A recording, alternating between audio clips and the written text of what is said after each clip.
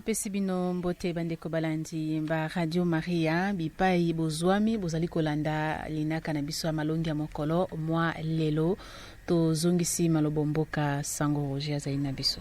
Merci mingi mama Regine, merci na bino banso bandeko balandi boboto ba mokonzi bozala na bino. Tolingi kobanda lelo mate ya masika. Matali bongo ba profeta na maloba mabango. Maibango baloba lokola message ya bango.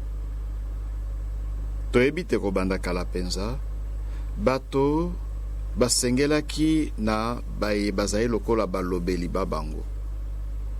Baye bakosalisa bango pote bayeba bolingi bwa Nzambe.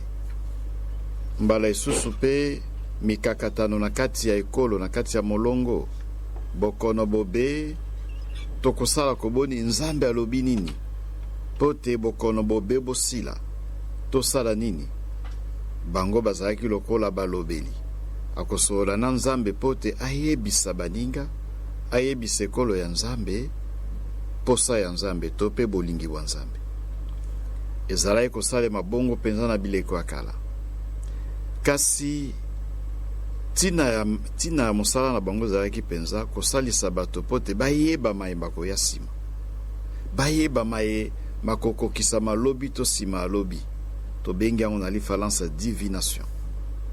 Mosala na bango ezalaki yango na kati ya mikanda misantu mingi penza na buku ya mibeko ya Moze weteni ya zomi na mwambe tokomono polele te mokonzi apekisi likambo yango alobi te makambo wana ya kolukaka mayemako ya sima esengeli kosalema na kati ya Israel te. Bana banzambe basengeli komitungisa po ya koyeba mayemako ya sima te.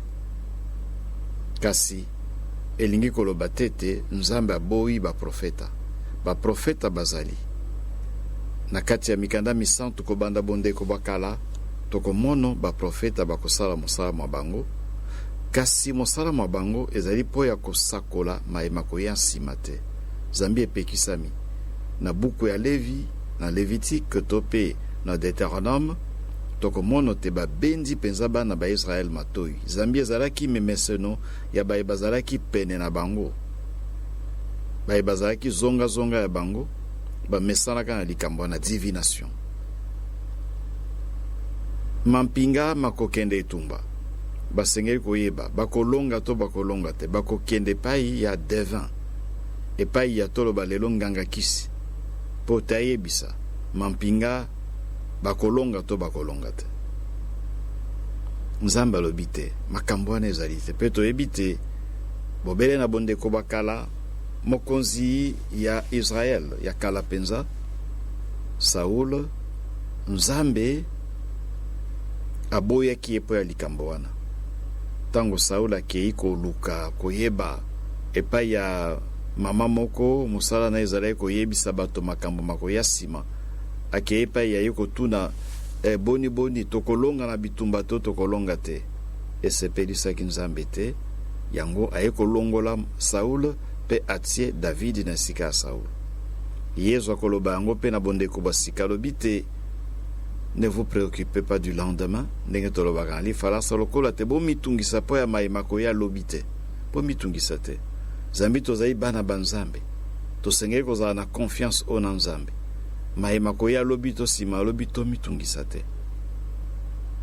Tala kati na nini ba profeta na kati ya bondeko bakala. Mosala bakosala ezali po ya koyebisa bato makambo mako ya sima te.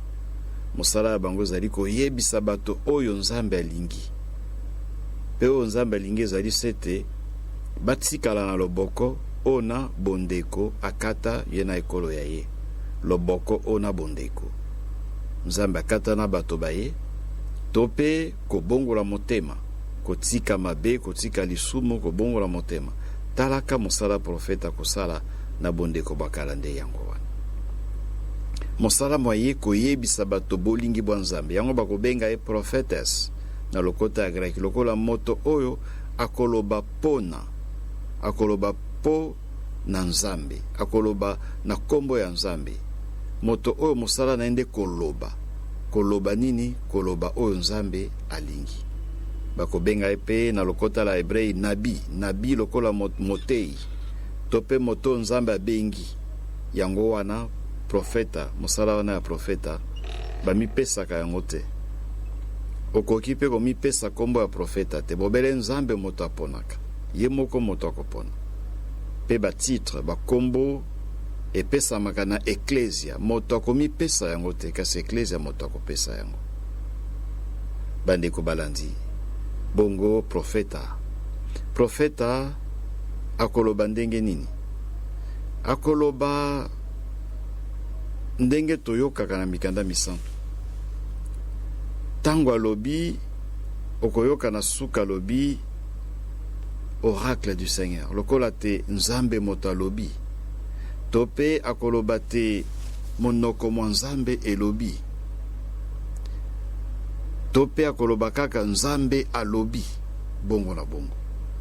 Po ya kolakisa te ezali ye moto alobi te, ezali nzambe ye azali se esaleli nzambe akosalela po te akoka koyebisa ekolo ya ye, bolingi bwa ye, makanisi ma ye, mayoki ma ye.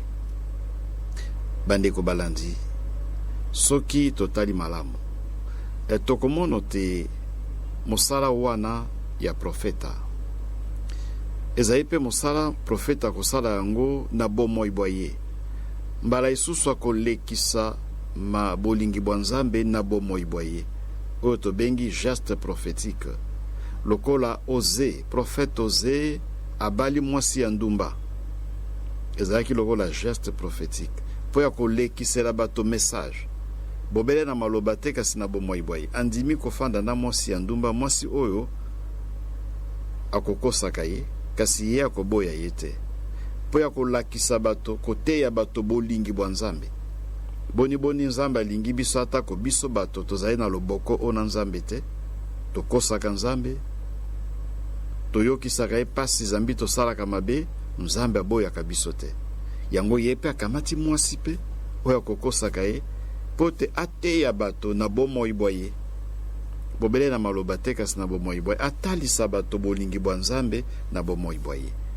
Tokobenga yango mingi geste prophétique. To pe Jeremie akeye epai ya mokeli mbeki, akamati mbeki moko abambi yango na se pe epasuki. Ezali lokola message apesi, elingi koloba te bokonzi ya Yuda ekosila, lokola te bakoya kobebisa mboka ekokufa, bakobebisa tempelo, bakobuka yango, bakobuka pe ngumba yango. Ye pe akamati mbeki abuki yango, to pe alati eloko moko ya kilo na kingo po ya kotalisa te ba Israel mingi penza ba ya Yuda bakokende bombo kuna na Babylon. Talaka boni profeta akusalaka. Bandeko balandi tokoyeba ndenge nini te maloba ya profeta ezali maloba ya solo ya lokuta te. Ya liboso maye profeta koloba esenge kozala engebene na maye mazali okati ya mikanda misantu. Yango wana okomono ba profeta na bondeko bakala maye bango bakoloba ezali na molongo ekolanda mapenza, bazali ko se contredire te. Maye Jeremie alobi ezali engebene na o Isaïe alobaki, oyo Osea koloba tope Amosa koloba ezali engebene na o Elize tope Nathan alobaki. Bongo na bongo Zambie ezali se liloba ya nzambe moko. Alors liloba ya nzambe koyo kozala na ba contradiction te, koyo kozala te lelo balobi boye lobi balobi te ezalaki bongo te, wana malamu te. Yango wana pe na kati eklesia ndenge tolobaka soki o landi malamu komono te mai matali boyambi bwa biso makonzi masato ezali bongo Biblia, tradition na pe magistère mateya ba episkopo na mosantu papa manso bango balobaka ezali ngebene na oyo ezali na kati ya Biblia pe na kati ya tradition. Pe tango nganga nzamba kote ezalaka se bongo akoteya mateya maye ezali engebene na mikanda misantu na tradition pe na magistère. Soki moto ayebisi yo likambo oyo moni te ekokani na oyo eza na Bible te, azali profeta alokuta tokamata ndakisa. na moi mwa lelo mbele boko baboti bakotungisa zambi bayebisa bana babango esika bakosambelaka te keba moboti azali ndoki kokabela ye te kokende kotala ye te tika ye bokabwani bokoti ezali message ya lokuta. C'est une fausse prophétie.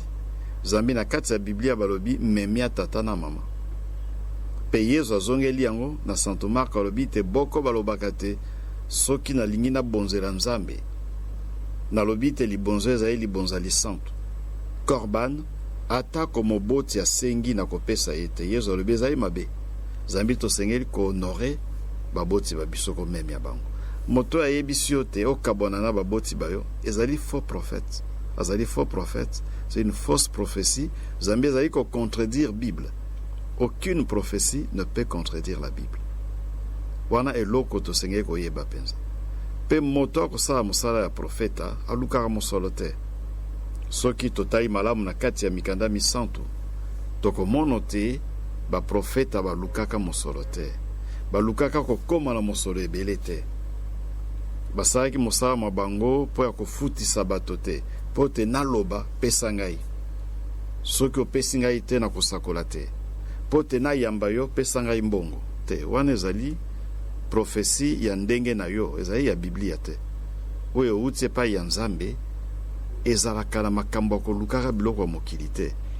Soki bapesi yo opesi merci okamati kasi ezala te te zekomi mosala ya kosala po ya koluka mbongo okoma na mosolo ebele. Talaka mai tosengeli kosimba po te tosala discernement prophétique toyeba te oyo uti penza epai ya moto azali penza profeta to pe uti epai ya moto azali kokosa bato.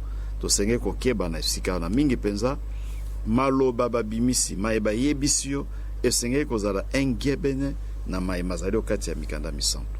Pe toyebi te mikanda misantu etindi biso na nzela se moko ya bolingo. Soki moto ateyi yo bolingo te ezali lokuta. Eza lokuta. Atako amipesi batitre ebele amibengi soki nani.